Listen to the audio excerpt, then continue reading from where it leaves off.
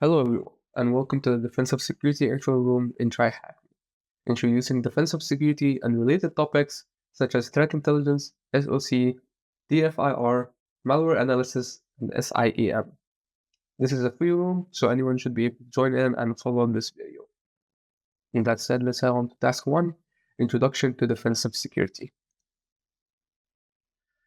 In this task, we will examine the counterpart of offensive security, which is defensive security.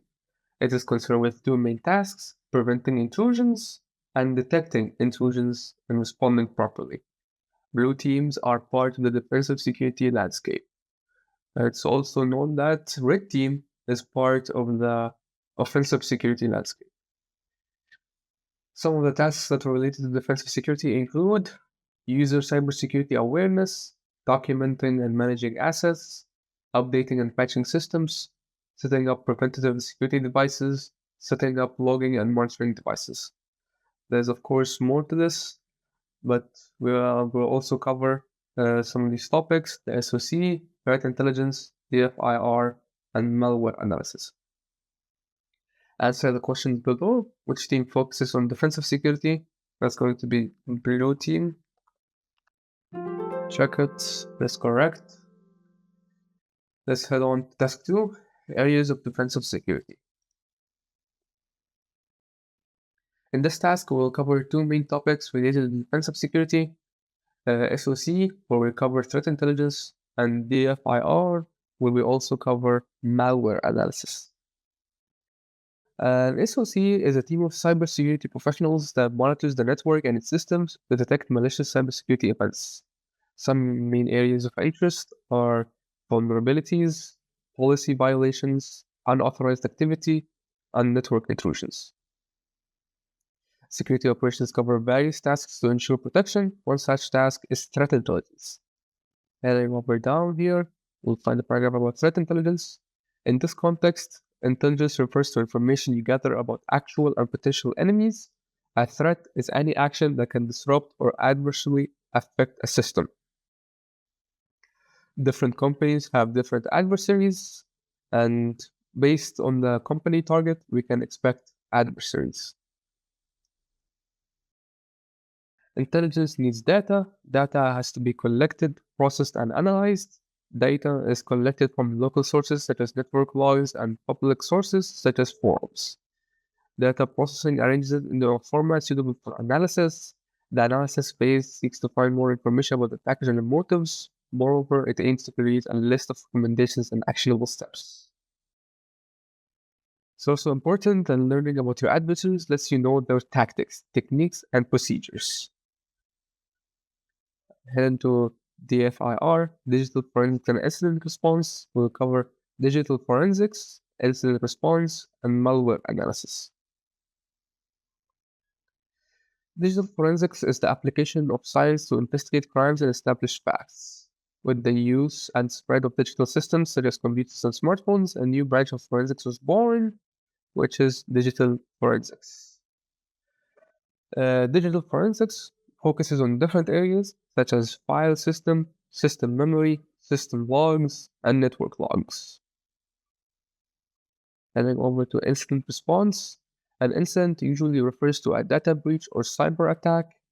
However, in some cases, it can be something less critical, such as a misconfiguration, intrusion attempt, or a policy violation. The aim is to reduce damage and recover in the shortest time possible. Ideally, you will develop a plan that is ready for incident response. The 4 phases of incident response are preparation, detection and analysis, containment, eradication and recovery, and post-incident activity.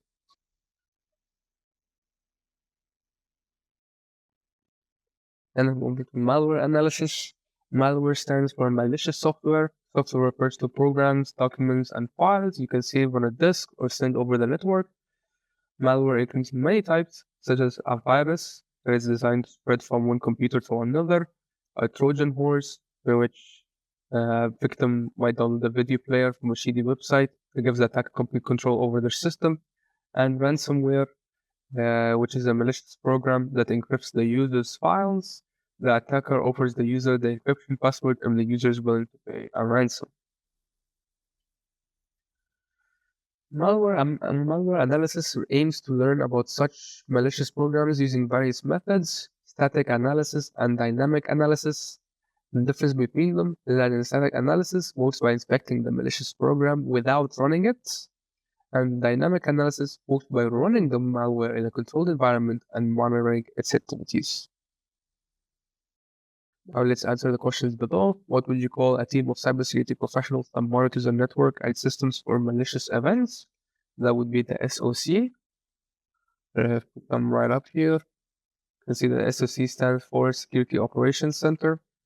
And take this, copy it, Control Save. Down, paste it, Control V, check. It's correct. What does DFIR stand for? DFI was mentioned above. Digital Forensics and Incident Response. Also copy this and paste it. Which kind of malware requires the user to pay money to regain access to their files? There's going to be ransomware as mentioned here. And also copy this. Paste. Check. And it's correct. Right, heading over to task 3, practical example of defensive security. We're going to be in a scenario where we are a security operations center analyst responsible for protecting a bank. This bank's SOC uses an SIEM tool, this is Security Information and Event Management, which gathers security-related information and events from various sources and presents them in one dashboard. If the SIEM finds something suspicious, an alert will be generated. It's also important to note that not all alerts are malicious, but it is up to the analyst to use their expertise to investigate which ones are harmful. Here we have simulating an SIEM.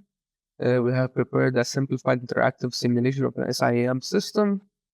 That's a simulation. Click the view side button below.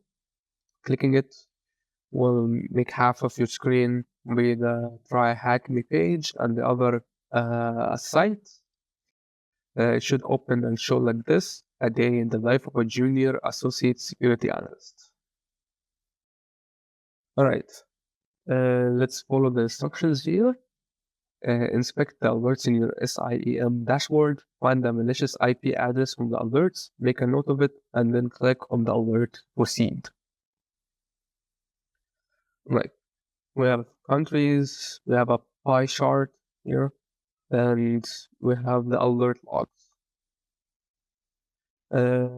As you can see here, if you hover over them, one of them is going to be red, which is we're going to tell us that unauthorized connection attempt, which is yes, it's a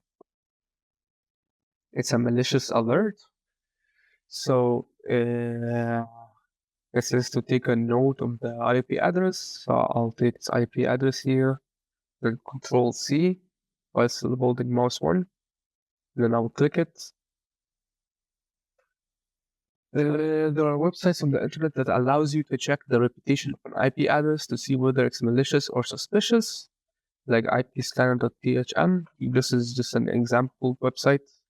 So enter IP address, Control V to paste it, submit.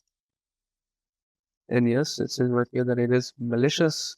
The confidence is at 100%. And there are many open source databases out there. You can check them out. Abuse, IPDB, and Cisco Talos Intelligence. Now that we know the IP address is malicious, we need to escalate it to a staff member. Alright, press next. Choose to whom you would escalate this event. Where we need someone that's in the same department as us. So of course, not a sales executive or security consultant, not an information security architect, but rather an SOC team lead. Choose staff member. Alright. Now the instructions here tell us that we got the permission to block the malicious IP address, and now you can proceed and implement the block rule. Block the malicious IP address on the firewall and find out what message they left for you. Alright, there's a box here, text box. Control V, block IP address, and challenge completed. You block the malicious IP address. And it gives you a flag here that's needed in this question right here. What's the flag that you obtained by following along? This is the flag.